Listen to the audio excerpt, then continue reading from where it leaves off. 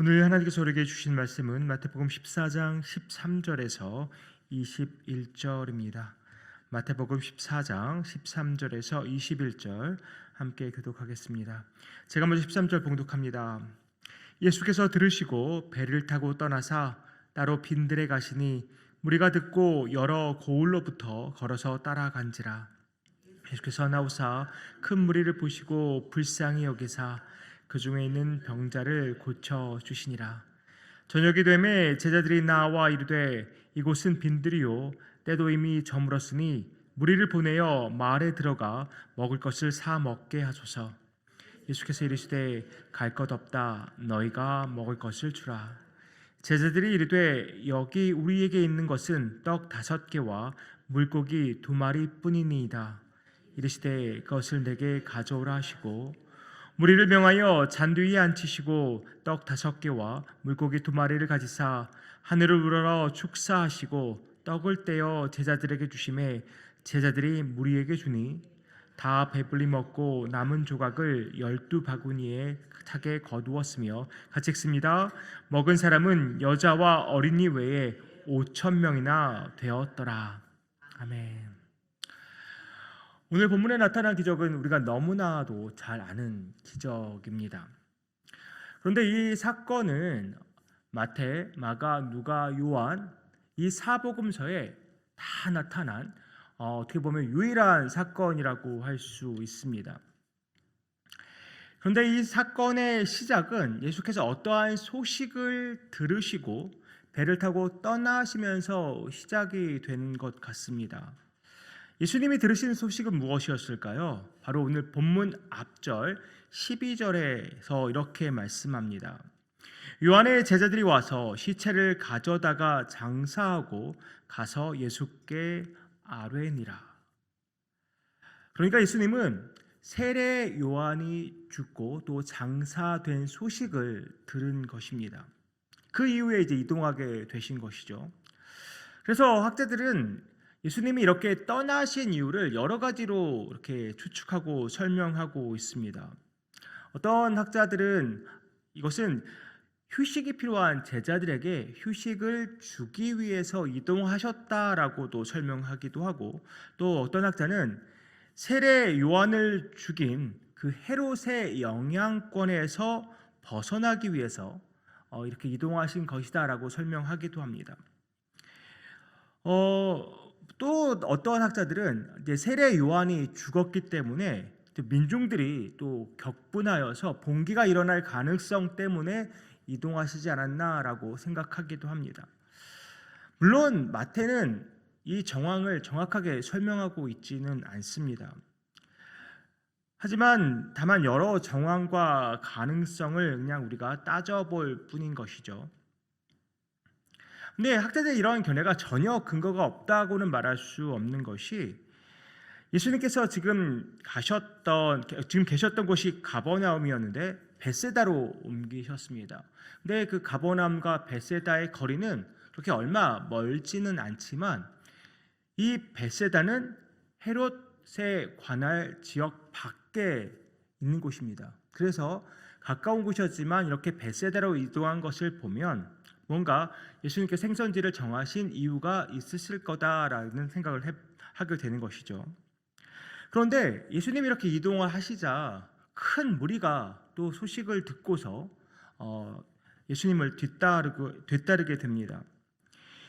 오늘 본문 21절을 보면 얼마나 많은 사람이 뒤따랐나 보면 여자와 어린아이를 제외하고는 5,000명이나 되는 사람들이 예수님을 뒤따른 것입니다. 그래서 여자 또 어린아이들을 다 합치고 보면 한 약 2만 명이 될 거라고 이제 이렇게 우리가 추측을 하곤 하는데요. 정말 많은 사람들입니다. 어떻게 이렇게 많은 사람들이 예수님을 뒤따를 수 있었을까 생각해 보면 아무래도 이제 세례 요한이 죽었기 때문에 세례 요한을 따랐던 사람들이 아무래도 또 예수님을 열정적으로 뒤따를 가능성도 굉장히 높았겠죠. 또 더군다나 이 요한복음을 보면 이 오병이어 사건이 일어나던 그 시간을 6월절 근처라고 생각합니다. 그러면 6월절을 지키기 위해 많은 사람들이 이제 갈릴리 호수 주변과 베레아를 거쳐서 예루살렘으로 이동할 것입니다. 그러면 수많은 사람들이 이동하다 보면 예수님의 소문을 듣고 이렇게 운집할 수 있는 가능성이 굉장히 높아지는 것이죠. 이런 정황으로 아마도 2만 명이나 되는 사람들이 예수님을 따른 것이 아닐까라고 생각해 보게 됩니다. 예수님이 이렇게 많은 이 무리를 보면서 품으신 마음이 있었습니다. 그 마음이 무엇입니까? 불쌍히 여기셨다는 것입니다. 그 많은 무리를 보면서 예수님은 불쌍히 여기셨습니다. 우리가 9장 26절에서도 목자 없는 양같이 고생하며 기진한 무리를 보면서 예수님이 불쌍히 여기셨다라는 것을 우리가 이미 묵상을 했는데요. 그때와 같은 단어를 사용하고 있습니다. 그때도 제가 설명해 드렸듯이 이 불쌍히 여기다라는 단어에는 창자의 뜻이 들어 있습니다. 창자가 끊어지듯이 그 애가 타는 심정으로 이 무리를 바라보셨다는 것입니다. 그렇게 그런 마음으로 애가 타는 그 심정으로 예수님은 병자들을 고쳐주십니다.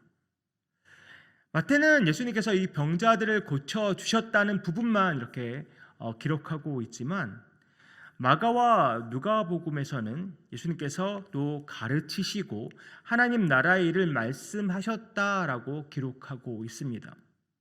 그러니까 종합해 보면 예수님은 이 많은 무리들의 병자들도 고치셨고 그 많은 무리를 향해서 말씀을 가르치시고 하나님 나라의 일을 말씀하셨던 것이죠. 이 수많은 사람들을 대상으로 사역을 하시다 보니 아마 금세 저녁이 되지 않았을까 싶습니다. 이렇게 저녁이 되니까 제자들이 예수님께 뭐라고 말씀을 드립니까? 이제 날이 저물었으니까 이제 무리를 좀 마을로 보내셔서 각자 좀 먹을 거를 사 먹게 하시면 좋겠다라는 제안을 합니다. 마태, 마가, 누가복음에는 나와 있지 않지만 요한복음을 보면 예수님이 빌립을 시험하시면서 물으시죠. 어디서 떡을 사서 무리를 먹일 수 있겠냐고 물으십니다. 우리의 똑똑한 빌립은 바로 계산을 해냅니다. 200데나리온 어치의 떡으로도 충분치 않을 겁니다라는 계산을 아주 똑똑하게 해내죠.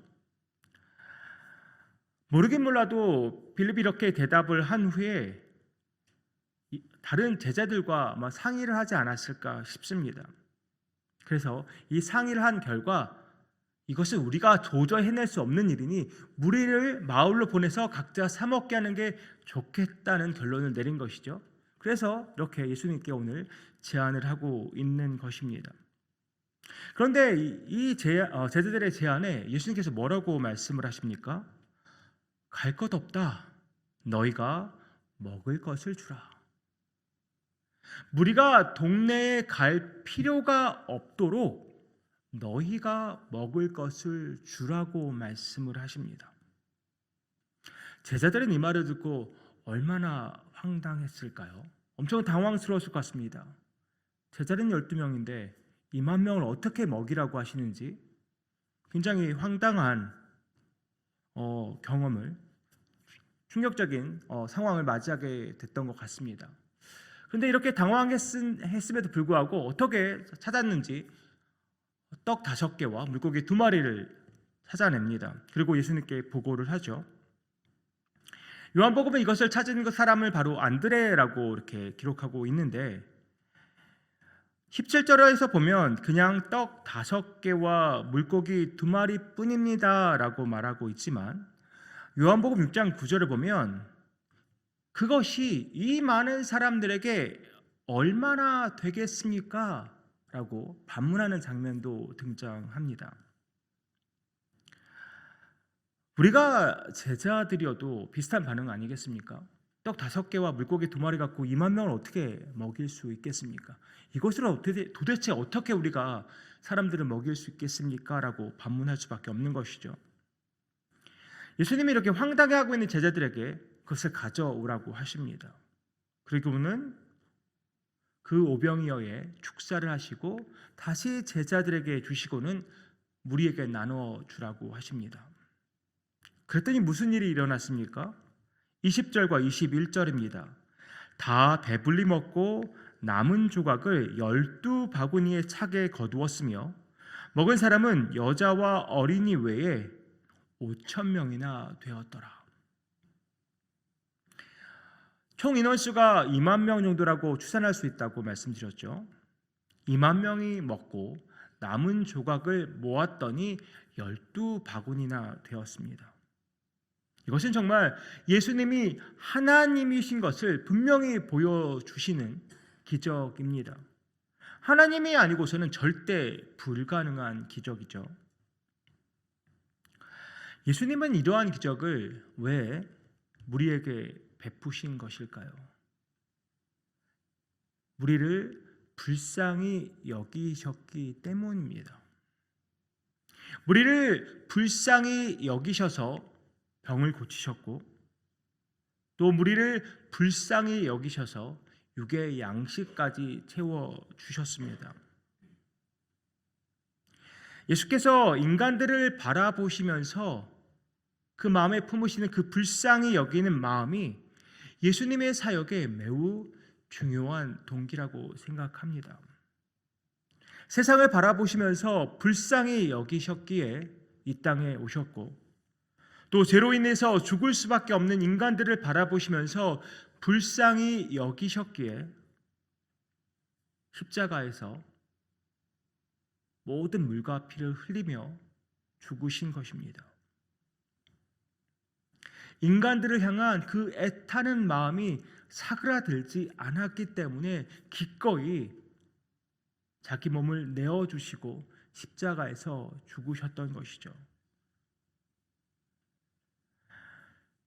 성도님들, 이 오병이어의 기적 이야기는 정말 어린 시절부터 꾸준히 자주 들어온 이야기입니다. 그런데 오늘 유난히 제 눈에 들어오는 문장이 하나 있습니다. 그것은 바로 너희가 먹을 것을 주라입니다. 너희가 먹을 것을 주라. 성도님들, 어차피 기적을 베푸실 분은 예수님이십니다. 예수님이 기적을 베푸실 거예요. 굳이 너희가 먹을 것을 주라는 말씀을 하지 않으시고 기적을 베푸셨어도 됩니다. 그런데 예수님은 제자들에게 너희가 먹을 것을 주라는 말씀을 하고서 기적을 베풀어 주십니다. 왜 그러셨을까요? 예수님이 무리를 바라보면서 가지셨던 그 불쌍히 여기는 마음, 그 마음을 제자들도 갖기를 원하신 것입니다.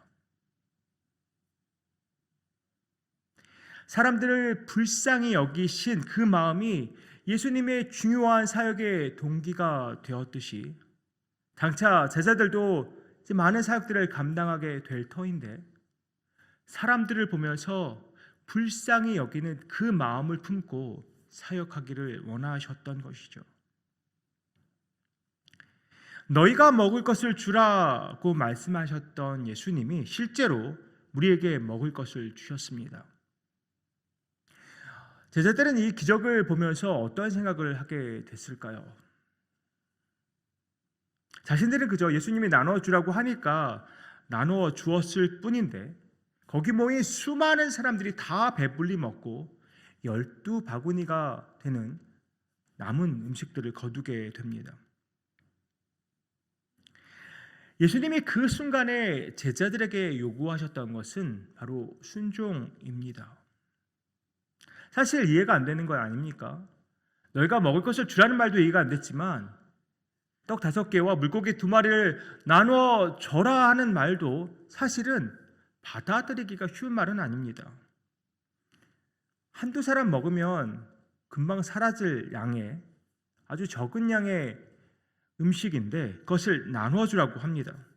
이게 나눠주라고 했을 때 굉장히 좀 우물쭈물하게 되지 않았을까 싶습니다. 이걸 어떻게 하라고 그러시나 라고 생각이 들었겠죠. 그 상황에서 모르긴 몰라도 제자들에게 상당한 용기가 필요하지 않았을까 싶습니다. 그렇게 이해가지 않지만 그럼에도 순종했을 때 제자들은 놀라운 기적과 능력을 맛보게 되었습니다. 사실 따지고 보면 주님이 명하시는 모든 일은 결국 주님이 하시는 일입니다. 그저 우리는 주님이 사용하시는 도구인 것이죠.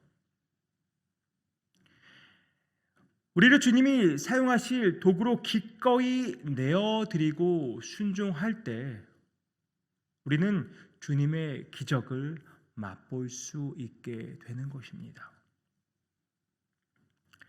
우리 예수님이 우리에게도 말씀하십니다.